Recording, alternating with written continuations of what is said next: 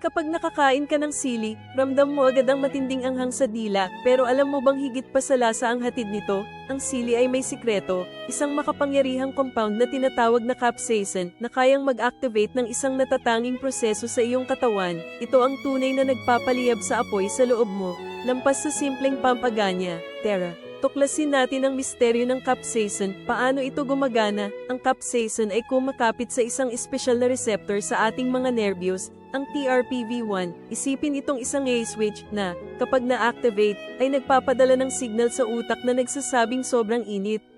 Bilang tugon, ang katawan ay nagsisimulang gumawa ng sarili nitong init, isang proseso na tinatawag na thermogenesis. Sa prosesong ito, bumibilis ang iyong metabolismo at kinakailangan ng enerhiya. Kaya nagsisimula itong magsunog ng calorie upang makapag-produce ng init. Ang pinakakagulat-gulat, ang enerhiyang kailangan para sa thermogenesis na ito ay nagmumula sa nakaimbak na taba. Oo, habang nilalasap mo ang anghang, posibleng aktibong nagsusunog ang iyong katawan ng taba. Hindi lang ito nagbibigay sarap sa pagkain, kundi potensyal na nakakatulong pa sa iyong paglalakbay para magsunog ng taba at maging mas malusog. Kaya sa susunod na magdagdag ka ng sili, tandaan mo, may invisible na fat burning magic na nagaganap sa loob mo.